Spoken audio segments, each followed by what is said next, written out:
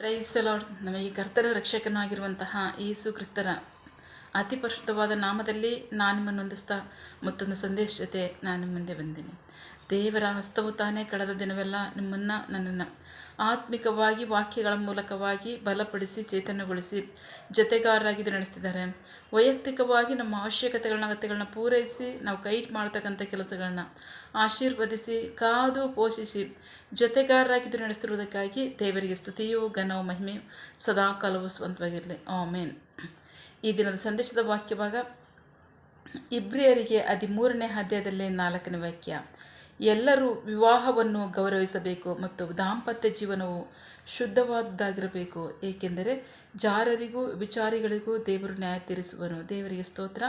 ಇಬ್ರೂ chapter 13 word 4. Marriage is to be honored by all, and husband and wife must be faithful to each other.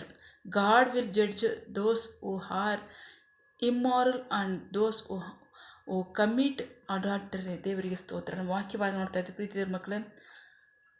ಎಲ್ಲರೂ ವಿವಾಹವನ್ನು ಗೌರವಿಸಬೇಕು ಮತ್ತು ದಾಂಪತ್ಯ ಜೀವನವು ಶುದ್ಧವಾದದ್ದು ಅದಾಗಿರಬೇಕು, ಏಕೆಂದರೆ ಜಾರರಿಗೂ ವಿಚಾರಿಗಳಿಗೂ ದೇವರು ನ್ಯಾಯ ತೀರಿಸುವನು. ದೇವರಿಗೆ ಸ್ತೋತ್ರ. ವಿವಾಹವು ಮಾನ್ಯವು ಮತ್ತು ಪರಿಶುದ್ಧವಾದ್ದು ಅಂತ ವಾಕ್ಯ ಹೇಳಿ. ದೇವರಿಗೆ ಸ್ತೋತ್ರ. ಅದು ದೇವರಿಂದ ಮಾನ್ಯವಾದದ್ದು ಮನುಷ್ಯನಿಗೆ. ಅಷ್ಟು ಮಾತ್ರ ಅಲ್ಲ, ಅದು ಪರಿಶುದ್ಧ ನಿಯಮವಾಗಿದೆ. ದೇವರಿಗೆ ಸ್ತೋತ್ರ. ಸೊ ಅಷ್ಟು ಮಾತ್ರ ಅಲ್ಲ, ಆ ವಿವಾಹವನ್ನು ಉಲ್ಲಂಘಿಸೋದಾದರೆ ವಿವಾಹ ಆಗದೇ ಇರ್ಬೋದು ಅಂದರೆ ಆಗದೇ ಇರ್ಬೋದು, ಆದರೆ ಹೇಗಿರ್ಬೋದು ಅಂತ ವಾಕ್ಯ ನಮಗೆ ಕಲಿಸ್ಕೊಡುತ್ತೆ. ಹೇಗೆ ಇರ್ಬೋದು ಮತ್ತು ವಿವಾಹ ಜೀವಿತದಲ್ಲಿ ಅನುಸರಿಸಬೇಕಾದಂಥ ನಿಯಮಗಳೇನು ಅನ್ನೋದನ್ನು ಇಲ್ಲಿ ವಾಕ್ಯವಾಗಿ ನಮ್ಗೆ ಹೇಳ್ಕೊಡುತ್ತೆ. 1 ಕೊರಿಂಥದವರಿಗೆ 7ನೇ ಅಧ್ಯಾಯದಲ್ಲಿ 1ನೇ ವಾಕ್ಯದಿಂದ 9ನೇ ವಾಕ್ಯದವರೆಗೆ. 1 Corinthians chapter 7 verse 1 to 9. ನೀವು ಬರದ ಸಂಗತಿಗಳನ್ನು ಕುರಿತಾಗಿ ಹೇಳುವುದೇನೆಂದರೆ, ಮದುವೆ ಮಾಡಿಕೊಳ್ಳದೇ ಇರುವುದು ಮನುಷ್ಯನಿಗೆ ಒಳ್ಳೆಯದು, ಆದರೆ ಅನೈತಿಕತೆ ಹೆಚ್ಚಾಗಿರುವುದರಿಂದ ಪ್ರತಿಯೊಬ್ಬನಿಗೆ ಸ್ವಂತ ಹೆಂಡತಿ ಇರಲಿ, ಪ್ರತಿಯೊಬ್ಬಳಿಗೆ ಸ್ವಂತ ಗಂಡನಿರಲಿ. ಗಂಡನು ಹೆಂಡತಿಗೆ, ಹೆಂಡತಿಯು ಗಂಡನಿಗೆ ದಾಂಪತ್ಯ ಧರ್ಮವನ್ನು ಪೂರೈಸಲಿ. ಹೆಂಡತಿಯ ದೇಹ ಆಕೆಗಷ್ಟೇ ಸಂಬಂಧಿಸಿದ್ದಾಗಿರದೆ ಅದು ಗಂಡನಿಗೂ ಸಂಬಂಧಿಸಿದ್ದಾಗಿದೆ. ಹಾಗೆಯೇ ಗಂಡನ ದೇಹ ಅವನಿಗಷ್ಟೇ ಸಂಬಂಧಿಸಿದ್ದಾಗಿರದೆ ಅವನ ಹೆಂಡತಿಗೂ ಸಂಬಂಧಿಸಿದ್ದಾಗಿದೆ. ಪ್ರಾರ್ಥನೆಗಾಗಿ ನೀವು ಪರಸ್ಪರ ಸಮ್ಮತಿಯಿಂದ ಸ್ವಲ್ಪ ಕಾಲ ಅಗಲಿರಬಹುದು, ಆನಂತರ ಒಂದುಗೂಡಬೇಕು.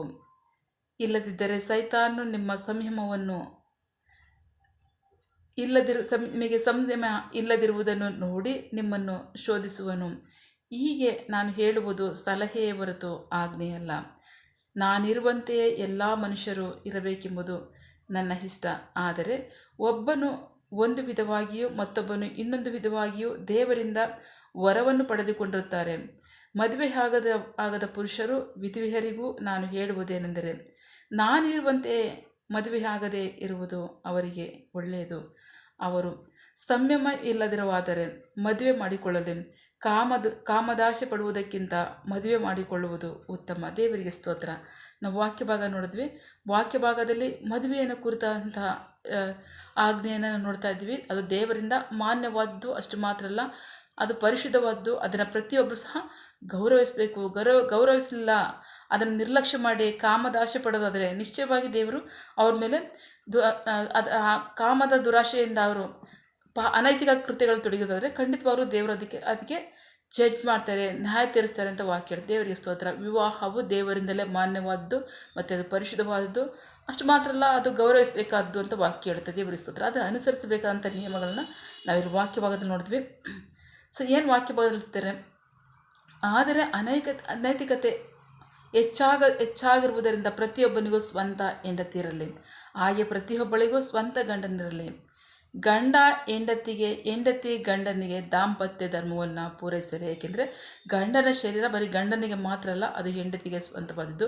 ಹೆಂಡತಿ ಶರೀರ ಹೆಂಡತಿಗೆ ಮಾತ್ರ ಅಲ್ಲ, ಅದು ಗಂಡನಿಗೆ ಸ್ವಂತವಾದದ್ದು. ಸೊ ಹಾಗಾಗಿ ಪ್ರಾರ್ಥನೆ ನಿಮಿತ್ತವಾಗಿ ಪರಸ್ಪರ ಅನುಮತಿಯಿಂದ ಮಾತ್ರ ನೀವು ಸ್ವಲ್ಪ ಹೊತ್ತು ದೂರ ಇರ್ಬೋದು ಹೊರತು ಆ ನಂತರ ನೀವು ಹೊಂದಾಗಬೇಕು ಅಂತ ವಾಕ್ಯ ಹೇಳುತ್ತೆ. ಕಾರಣ ಸೈತಾನ್ ನಿಮಗೆ ದಮೆ ಇಲ್ಲದೇ ಇರೋದನ್ನು ನೋಡಿ, ನಿಮಗೆ ಸಂಯಮ ಇಲ್ಲದೇ ಇರೋದನ್ನು ನೋಡಿ ಸೈತಾನ್ ನಿಮ್ಮನ್ನು ಶೋಧಿಸಿ, ನಿಮ್ಮನ್ನು ಪರೀಕ್ಷಿಸಿ, ನಿಮ್ಮನ್ನು ಉರುಳಿನಲ್ಲಿ ಸಿಕ್ಕಿಸುವತನಾಗಿರ್ತಾನೆ. ಸೊ ಹಾಗಾಗಿ ನೀವು ಪರಸ್ಪರರು ಒಂದಾಗಿರಬೇಕು.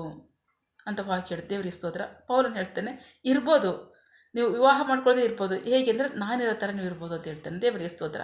ಪೌಲನು ಹೇಗೆ ಜೀವಿಸ್ತಾ? ಪರಿಶುದ್ಧನಾಗಿ ಜೀವಿಸ್ತಾ. ಪರಿಶುದ್ಧ ಪೌಲನು ಅಂತ ಅವನಿಗೆ ಹೆಸರು ಕೊಡಲ್ಪಟ್ಟಿರ್ತಕ್ಕಂಥದ್ದು.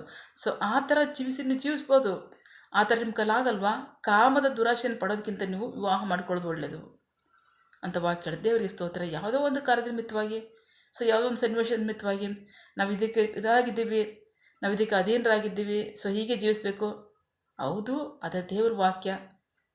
ಅದನ್ನು ಮೀರಿ ವಿವಾಹವನ್ನು ಮನುಷ್ಯನಿಗೆ ಅದು ಅನುಮತಿಸಿದೆ ದೇವರ ವಾಕ್ಯ. ದೇವರು ವಿವಾಹವನ್ನು ಮನುಷ್ಯನಿಗೆ ಅನುಮತಿಸಿದ್ದಾರೆ. ಸೊ ಹಾಗಾಗಿ ಅದನ್ನು ಸಹ ಗೌರವಿಸಬೇಕು. ಕಾಮದ ದುರಾಸೆ ಪಡೋದಕ್ಕಿಂತ ನೀವು ವಿವಾಹ ಮಾಡ್ಕೊಳ್ಳೋದು ಒಳ್ಳೆಯದಂತ ವಾಕ್ಯ ಹೇಳಿ ದೇವರಿಗೆ ಸ್ತೋತ್ರ.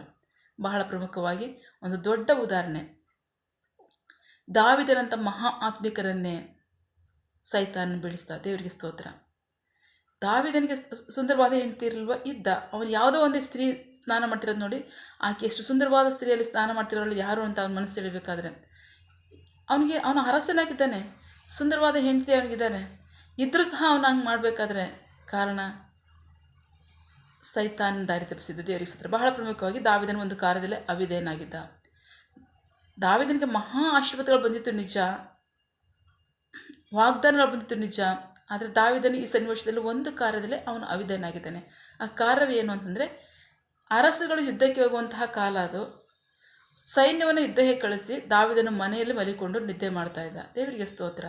ದಾವಿದನೇನೋ ದೇವರು ಮಹಾಪರಾಕ್ರಮಶಾಲಿಯಾಗಿ ತೋರಿಸಿದ್ದಾರೆ, ಮಹಾಪರಾಕ್ರಮಶಾಲಿಯಾಗಿ ಉಪಯೋಗಿಸಿದ್ದಾರೆ. ಅವನ ಜೀವಿತ ಕಾಲವೆಲ್ಲ ಯಾವ ಯುದ್ಧದಲ್ಲಿ ಅವನು ಸೋತಿಲ್ಲ, ಯಾವ ಯುದ್ಧದಲ್ಲೂ ಸಹ ಅವನು ಬೆಂಕಿ ಕೊಟ್ಟು ಬಂದಿಲ್ಲ. ಎಲ್ಲ ಯುದ್ಧದಲ್ಲಿ ಅವನು ಜಯವನ್ನು ಕೊಟ್ಟಿದ್ದಾನೆ. ಅಷ್ಟೊಂದು ಸಮರ್ಥನಾಗಿ ಪರಾಕ್ರಮಶಾಲಿಯಾಗಿ ದೇವರವನ್ನು ಉಪಯೋಗಿಸಿದ್ದಾನೆ. ಅವನೇನೋ ಅರಸುಗಳು ಯುದ್ಧಕ್ಕೆ ಹೋಗುವಂಥ ಕಾಲದಲ್ಲಿ ಯುದ್ಧಕ್ಕೆ ಸೈನ್ಯವನ್ನು ಕಳಿಸ್ಬಿಟ್ಟು ಮನೆಯಲ್ಲಿ ನಿದ್ದೆ ಮಾಡ್ತಾ ಮಲಗಿದ್ದಾನೆ. ಮನೆಯಲ್ಲಿ ನಿದ್ದೆ ಮಾಡ್ತಾ ಮಲಗಿರೋದು ಮಾತ್ರ ಅವನು ಈಚೆ ಬರ್ತಾನೆ. ದೇವರಿಗೆ ಸ್ತೋತ್ರ. ಒಂದಲ್ಲ ಎರಡಲ್ಲ, 100 ಹುರುಳುಗಳು ಬರುತ್ತೆ ಪ್ರತಿದಿನ. ಸೊ ಆ ಎಲ್ಲ ಹುರುಳುಗಳಿಂದ ತಪ್ಪಿಸಿ ನಮ್ಮನ್ನು ದೇವರು ಕಾಪಾಡಬೇಕಾದ್ರೆ ದೇವರ ಮಹಾಕೃಪೆ ನಮ್ಮ ಸಂಗಡ ಎಷ್ಟಿರುತ್ತೆ. ದೇವರಿಗೆ ಸ್ತೋತ್ರ. ಸೊ ಹಾಗಾಗಿ ಆತ್ಮಿಕರಾಗಿದ್ದೀವಿ ನಿಜ, ಆತ್ಮಿಕತೆ ನಡೀತೀವಿ ನಿಜ, ಬಹಳ ನಾವು ನಂಬಿಕಸ್ತರ ನಡೀತಿರೋದು ನಿಜನೇ ಇರ್ಬೋದು, ವಾಕ್ಯಗಳ ಪ್ರಕಾರವಾಗಿ ನಡೀತಿರೋದು ನಿಜನೇ ಇರ್ಬೋದು. ಆದರೆ ಪ್ರತಿ ಕಾರ್ಯಕ್ಕೂ ಪರೀಕ್ಷೆಗಳಿದೆ ಅನ್ನೋದನ್ನು ಮಾತ್ರ ಮರಿಬೇಡ್ರಿ. ಪ್ರತಿ ಕಾರ್ಯಕ್ಕೂ ಪರೀಕ್ಷೆಗಳಿರುತ್ತೆ. ಸೊ ಹಾಗಾಗಿ ದೇವರ ವಾಕ್ಯಕ್ಕೆ ನಂಬಿಕಸ್ಥರಾಗಿ ವಿಧೇಯರಾಗ್ರಿ. ಜೀವಿತವನ್ನು ದೇವರಿಂದ ಜೀವಿತದಲ್ಲಿ ದೇವರಿಂದ ಆಶೀರ್ವಾದವನ್ನು ಹೊಂದ್ಕೊಳ್ಳಿ. ಆಮೇನ್. ದೇವರಿಗೆ ಮಹಿಮೆಯಾಗಲಿ, ನಿಮಗೂ ನಿಮ್ಮ ಸಂತತಿಗೂ ಆಶೀರ್ವಾದವಾಗಲಿ. ಆಮೇನ್. ಪ್ರಾರ್ಥಿಸಿಕೊಳ್ಳೋಣ. ಸಕಲ ಸೃಷ್ಟಿಕರ್ತನೆ, ಸರ್ವಾಧಿಕಾರಿಯ ಸಾರ್ವಭೌಮನೆ, ಉನ್ನತನೇ ಮಹೋನ್ನತನೇ, ಮಹಾಪರಿಶುದ್ಧನೇ, ಪ್ರೀತಿ ಸ್ವರೂಪನೇ, ನೀತಿವಂತನೇ, ಅಧಿಪತಿಯೇ, ಸೇನಾಧೀಶ್ವರನೇ, ಇರುವಾತನೇ, ಸರ್ವವ್ಯಾಪ್ಯ ಸಪ. ಈ ದಿನ ವಾಕ್ಯಗಳ ಮೂಲಕವಾಗಿ ನಮ್ಮ ಸಂಗಡ ಮಾತಾಡಿದಂತೆ ನಿಮ್ಮ ಪ್ರೀತಿಗಾಗಿ ನಂಬಿಗಸ್ಗೆ ನಿಮಗೆ ಸ್ತೋತ್ರ. ವಿವಾಹವು ಅದು ಮಾನ್ಯವಾದದ್ದು, ಅದು ಅಷ್ಟು ಮಾತ್ರ ಅಲ್ಲ, ಅದು ಅನುಮತಿಸಲ್ಪಟ್ಟಿರ್ತಕ್ಕಂಥದ್ದು, ಅದು ಪರಿಶುದ್ಧವಾದದ್ದು. ಪ್ರತಿಯೊಬ್ಬರು ಸಹ ಅದನ್ನು ಗೌರವಿಸಬೇಕು ಅಂತ ವಾಕ್ಯದಲ್ಲಿ ಹೇಳ್ಕೊಟ್ಟಿದ್ದೀರ. ಅದಕ್ಕಾಗಿ ಸ್ತೋತ್ರ. ನೀವು ಅದನ್ನು ಏದೇನು ತೋಟದಲ್ಲಿ ಆ ಕಾರ್ಯವನ್ನು ಮಾಡಿದ್ದೀರಾ. ಮನುಷ್ಯನು ಒಬ್ಬಂಟಿಗನಾಗಿರೋದು ಸರಿ ಇಲ್ಲ, ಅವನಿಗೆ ಸರಿ ಬಿಡೋ ಸಂಗಾತಿಯನ್ನು ನಾನು ಉಂಟು ಮಾಡ್ತೀನಿ ಅಂತ ನೀವು ಮಾಡಿದ್ದೀರಾ. ಅದನ್ನು ಮನುಷ್ಯರಿಗೆ ಅನುಮತಿಸಿದ್ದೀರಾ. ಅದಕ್ಕಾಗಿ ಸ್ತೋತ್ರ. ಸೊ ನಿಮ್ಮ ಚಿತ್ತ ಇರೋದಾದರೆ ಮನುಷ್ಯರು ಒಬ್ಬಂಟಿಗರಾಗೂ ಪರಿಶುದ್ಧರಾಗಿ ಜೀವಿಸ್ಬೋದು. ಅದು ಆಗಲಿಲ್ಲ ಅಂದರೆ, ಸಂಯಮ ಇಲ್ಲದೇ ಇದ್ದರೆ ನೀವು ವಿವಾಹ ಮಾಡಿಕೊಳ್ಳಲೇಬೇಕು, ಅದನ್ನು ಗೌರವಿಸಲೇಬೇಕು, ಅದನ್ನು ಅನುಸರಿಸಲೇಬೇಕು ಅಂತ ನೀವು ವಾಕ್ಯದಲ್ಲಿ ಹೇಳಿದ್ದೀರ. ಅದಕ್ಕಾಗಿ ಸ್ತೋತ್ರ. ಹಾಗಾಗಿ ಅಷ್ಟು ಮಾತ್ರ ಅಲ್ಲ, ಅನುಸರಿಸಬೇಕಂತ ನಿಯಮಗಳನ್ನು ಸಹ ಈ ದಿನ ಬೋಧಿಸಿದ್ದೀರ ನಿಮ್ಮ ಜನರಿಗೆ. ಅದಕ್ಕಾಗಿ ಸ್ತೋತ್ರ. ನಂಬಿಗಸ್ತರಾಗಿ ವಿಧೇಯರಾಗೋದಕ್ಕೆ ಒಪ್ಪಿಸ್ಕೊಳ್ತಕ್ಕಂಥ ಒಬ್ಬೊಬ್ಬರನ್ನು ನೀವು ಆಶೀರ್ವದಿಸಿ ನಡೆಸಿ. ಆಮೇನ್. ನಿಮಗೆ ಮಹಿಮೆಯಾಗಲಿ, ನಿಮ್ಮ ಜನರಿಗೆ ಆಶೀರ್ವಾದವಾಗಲಿ. ಆಮೇನ್. ನಿನ್ನ ಜನರು ಕೈ ಮಾಡ್ತಕ್ಕಂಥ ಕೆಲಸವನ್ನು ಆಶೀರ್ವದಿಸು, ಅವರ ಅಗತ್ಯಗಳನ್ನ ಪೂರೈಸು, ಕೊರತೆಗಳನ್ನ ನೀಗಿಸು. ಆಮೇನ್. ಯಾವ ಕಾರ್ಯದಲ್ಲಿ ಅವರು ನಿರೀಕ್ಷೆ ಉಳ್ಳವರಾಗಿದ್ದಾರೆ, ಮಕ್ಕಳ ವಿದ್ಯಾಭ್ಯಾಸ, ಆರೋಗ್ಯ, ಅವರ ಜೀವನ ಅವಶ್ಯಕತೆ ಅಗತ್ಯಗಳು, ಯವನಸ್ಥರ ವಿದ್ಯಾಭ್ಯಾಸ, ಆರೋಗ್ಯ, ಅವರ ಜೀವನ ಅವಶ್ಯಕತೆ ಅಗತ್ಯಗಳು, ಕೆಲಸ, ಬಿಸಿನೆಸ್, ಸೇವೆ, ವಿವಾಹ ಕಾರ್ಯ, ವಯಸ್ಸಾದವರ ಜೀವನ ಅವಶ್ಯಕತೆ ಅಗತ್ಯಗಳು, ಆರೋಗ್ಯ, ಸೇವೆ, ಯಾವ ಕಾರ್ಯದಲ್ಲಿ ಅವರು ನಿರೀಕ್ಷೆ ಒಳವರಾಗಿದ್ದಾರೆ ಆ ಕಾರ್ಯದಲ್ಲಿ ತಕ್ಕ ಸಮಯದಲ್ಲಿ ನಿಮ್ಮ ಚಿತ್ತಾನುಸಾರವಾಗಿ ಅದನ್ನು ಹೊಂದ್ಕೊಳ್ಳಿ. ಆಮೇನ್. ನೀವು ಹಾಗೆ ಮಾಡೋ ಪ್ರೀತಿಗಾಗಿ ನಂಬಿಗಸ್ತಿಗಾಗಿ ನಿಮಗೆ ಸ್ತೋತ್ರ. ನಮ್ಮ ಪ್ರಾರ್ಥನೆ ನೀವು ಕೇಳಿದ್ದೀರಾ, ಅದರಂತೆ ನಡೆಸ್ತಿರೋದಕ್ಕಾಗಿ ಸ್ತೋತ್ರ. ನಮ್ಮ ಪ್ರಾರ್ಥನೆಯನ್ನು ನಮ್ಮ ರಕ್ಷಕನಂತ ಯೇಸು ಕ್ರಿಸ್ತರ ಅತಿ ಪರಿಶುದ್ಧವಾದ ನಾಮದಲ್ಲಿ ಪ್ರಾರ್ಥಿಸಿ ನಿಮ್ಮ ಪಾದಗಳು ಸಲ್ಲಿಸಿ ನಾವು ಬೇಡುವಂತಿದ್ದೇವೆ ನಿಮ್ಮ ಜೀವದ ತಂದೆ. Amen. God bless you all. ದೇವರು ತಾನೇ ಇದರ ವಾಕ್ಯಗಳ ಮೂಲಕವಾಗಿ ನಮ್ಮ ಸಂಗಡ ಮಾತನಾಡಿದ್ದಾರೆ, ನಮ್ಮನ್ನು ಆಶೀರ್ವದಿಸಿದ್ದಾರೆ. ಆಮೇನ್. All the best.